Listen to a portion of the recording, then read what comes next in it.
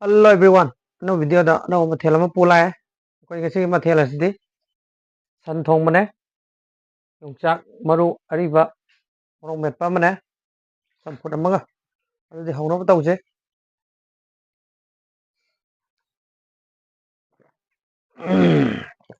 Ah. Hong đúng mà liền. San phụ chứ ăn sao?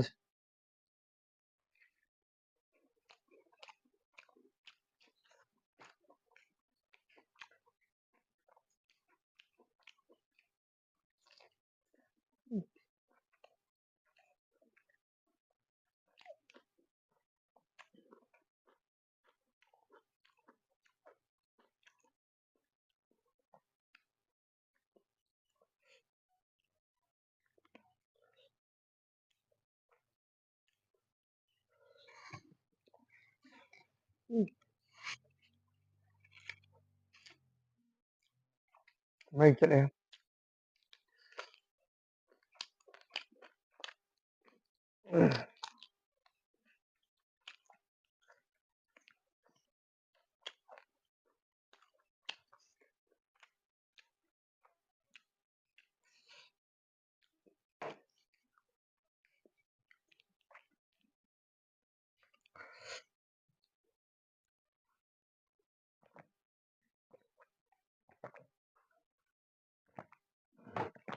Ah. Sinh nà là lấy những thà đấy.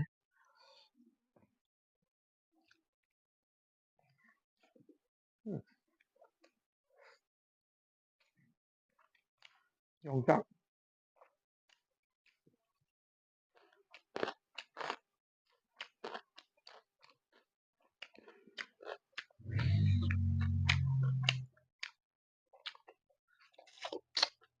Maru vợ. Tôi giàu lên.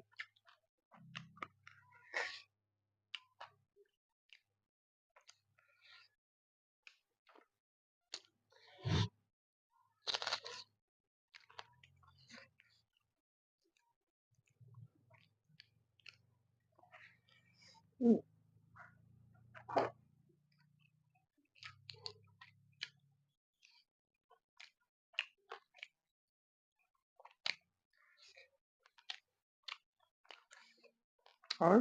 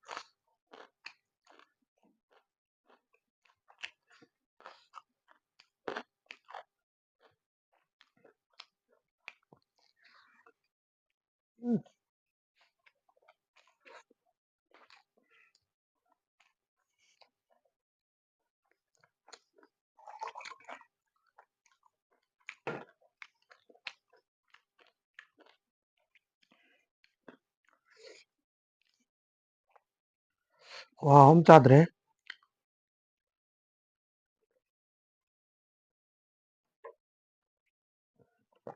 Wow.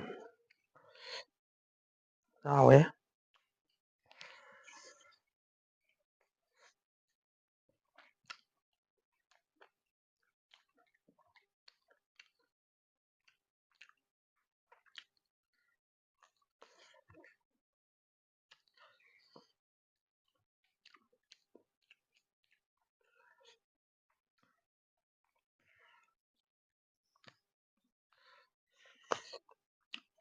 खाना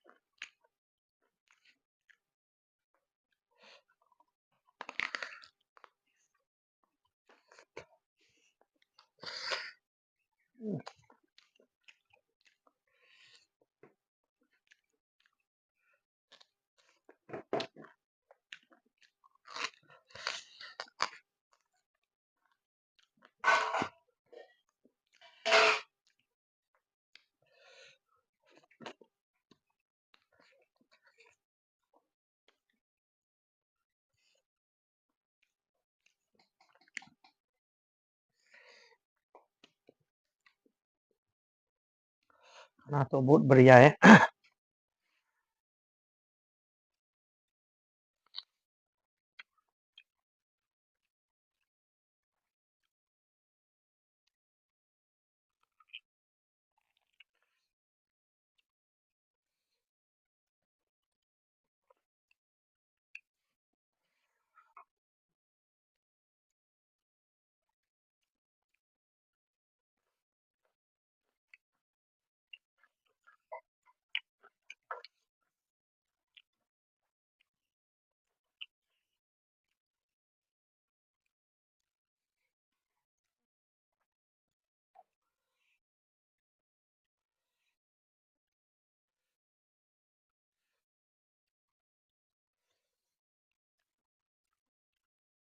मेरे video को देखने के लिए आप सभी को मेरी तरफ से बहुत बहुत धन्यवाद।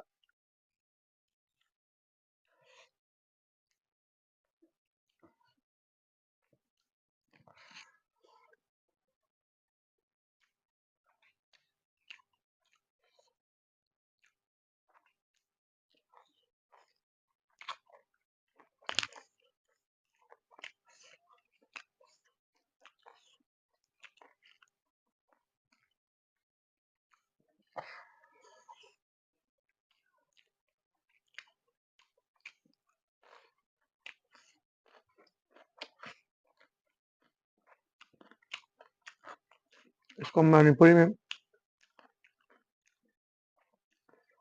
योगचा के नाम से जाना जाता है और इंग्लिश में बोले तो स्टिक बीन्स, हिंदी में तो मालूम नहीं क्या बोलता है।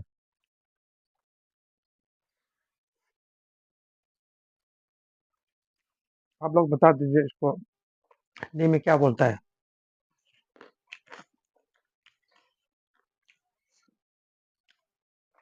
ये स्टिक बीन जो है, योगचाक जो है, सिर्फ मणिपुरी में मिलता है।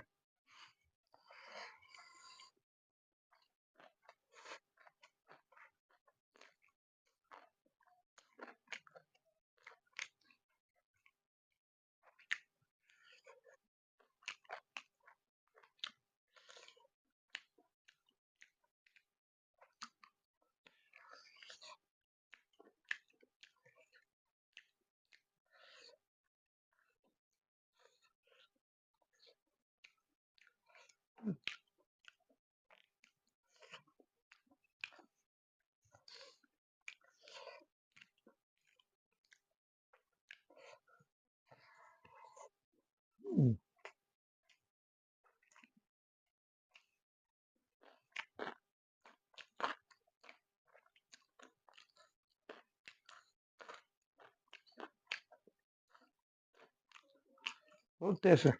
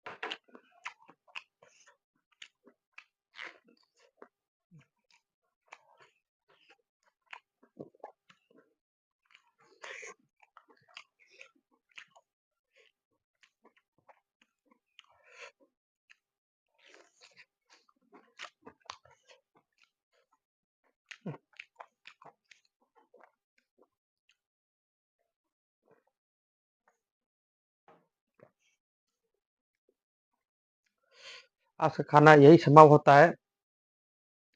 आज के लिए बस इतना ही। आने वाला वीडियो को देखिए, सपोर्ट कीजिए।